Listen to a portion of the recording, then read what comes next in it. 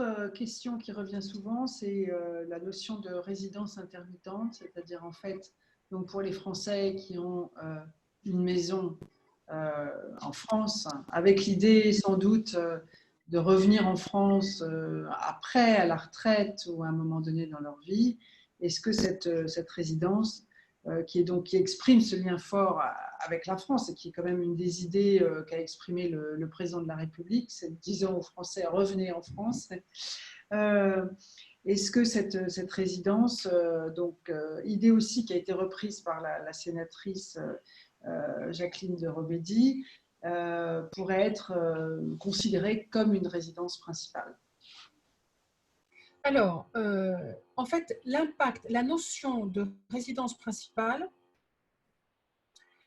n'a d'intérêt aujourd'hui, c'est pour ça que pour une seule chose, enfin, c'est les taxes locales que sont la taxe foncière et la taxe d'habitation, qui ne bénéficient pas des décotes, bénéficient des résidences principales. Quand on a une résidence en France, puisque nous, on est considéré comme résidence secondaire quand on a un bien immobilier en France.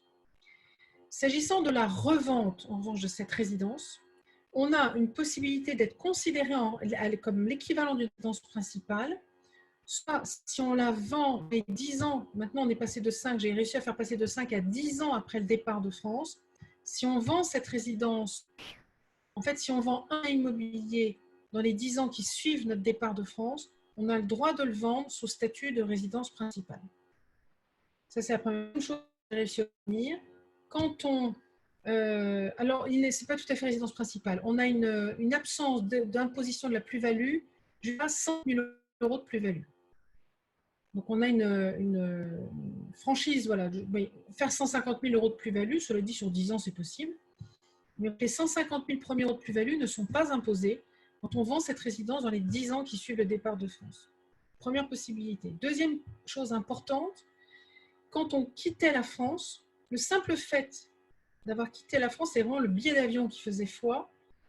Du lendemain, la résidence principale passait en résidence secondaire. Et là, j'ai fait valoir l'année dernière aux impôts, j'ai dit, écoutez, vous êtes gentil, mais vous êtes nommé à l'étranger, vous avez une résidence principale en France, forcément, vous l'habitez jusqu'au jour où vous prenez l'avion, et forcément elle est résidence principale jusqu'au jour où vous prenez l'avion. Vous ne pouvez pas la laisser, si vous voulez la mettre en vente, il faut 3 mois, c'est-à-dire que pendant 3 mois, vous allez vous loger ailleurs. Enfin, votre truc est possible. Or, en France, si on habite à Lille et qu'on est nommé à Limoges, et qu'on a une résidence principale à Lille, on part travailler à Limoges, et le fisc nous donne un délai de tolérance de 1 an pour vendre la maison de Lille ou l'appartement de Lille en résidence principale, le temps que les choses se fassent, et c'est seulement au bout d'un an qui sera requalifié en résidence secondaire si on ne l'a pas vendu.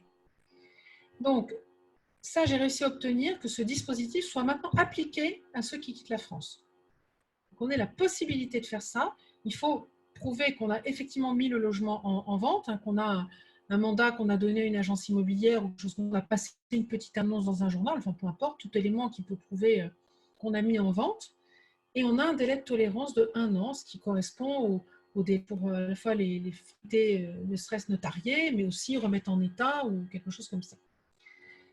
Donc ça, on l'a obtenu aussi. Il y avait un troisième dispositif. En tout cas, voilà, ça c'est ce qui concerne la vente du bien. Donc on voit qu'on peut quand même bénéficier de dispositifs qui approchent énormément de la résidence principale. Maintenant, s'agissant des taxes locales, que sont la taxe foncière et d'habitation, là, effectivement, on est qualifié de résidence secondaire, et c'est là, et en fait, l'émotion est montée, parce que ça fait des années, ce que je vous décris, ça fait des années que c'est comme ça, hein. Et l'émotion est montée parce que certaines communes, dont Paris, ont ajouté une surtaxe à la taxe d'habitation. Et ils ont le droit de monter jusqu'à 60%. Sauf que cette taxe d'habitation et cette taxe foncière, l'État n'a pas la main dessus. C'est-à-dire que moi, si je fais une réforme fiscale demain, je ne pourrais jamais réformer ces taxes-là, qui sont des taxes locales. L'État n'a pas la main dessus. Il peut donner un cadre, une limite, mais il n'a pas la main dessus. Donc, on ne peut pas tout changer ça. Du coup, le seul moyen de pouvoir échapper à cette taxe, cette surtaxe, évidemment, c'est de se reposer la question, est-ce qu'on ne peut pas sortir de ce statut de résidence secondaire? Donc moi, dans le rapport, j'avais étudié la situation, vous avez dû le voir, et je n'ai pas trouvé de solution. Je n'en ai pas trouvé parce que la façon de détenir un bien immobilier en France, il y a autant de façons que de personnes. Vous avez quelqu'un qui a effectivement gardé sa résidence principale en France, gardé comme telle, la garde vide, c'est son pied-à-terre quand il passe en France. C'est parfois le pied-à-terre de ses enfants d'ailleurs quand il passe en France. D'ailleurs, quand on a des enfants et qu'on les met dedans, la recommandation que je fais, c'est surtout déclarer au fisc que vos enfants sont occupants à titre gratuit, échapper, et du coup, eux, ils deviennent en résidence principale et ils échappent à la surtaxe de la taxe d'habitation. Donc, ça, c'est un moyen simple. Donc, il y a cette solution. Il y a ceux qui sont partis et qui, là-dessus, vont s'acheter un bien parce que c'est un capital pour leur retraite. Et puis, ils peuvent le mettre en location pour en tirer un revenu pendant quelques temps. Mais ça, le rattache à la France. Il y en a d'autres, dont je fais partie d'ailleurs, qui ont une maison de campagne. C'est qu'avant que je parte de France, c'est déjà une résidence secondaire et ça le sera toujours. Ça, ma maison de campagne, je ne peux pas la mettre en résidence principale. C'est évidemment non. Vis-à-vis du fisc, tous les profils que j'ai, ils sont propriétaires d'un bien en France. Le fisc ne peut pas faire la différence. Est-ce que c'est une maison de campagne? Est-ce que c'est un appartement à la campagne? Est-ce que c'est un appartement de bord de mer? Et le bord de mer, ça peut aussi être un pied-à-terre pour ma retraite, hein, dans le fond. Hein. Donc, on ne peut pas faire la différence. Et du coup, trouver un statut, j'essaie de voir est-ce qu'on peut le faire par rapport à l'occupation, le temps d'occupation. On n'a pas trouvé de solution non plus. Donc, je n'ai trouvé, en tout cas, ni avec mon inspecteur des finances, ni avec les fiscalistes que j'ai pu rencontrer, des solutions qui permettent de répondre à ça. Il s'agit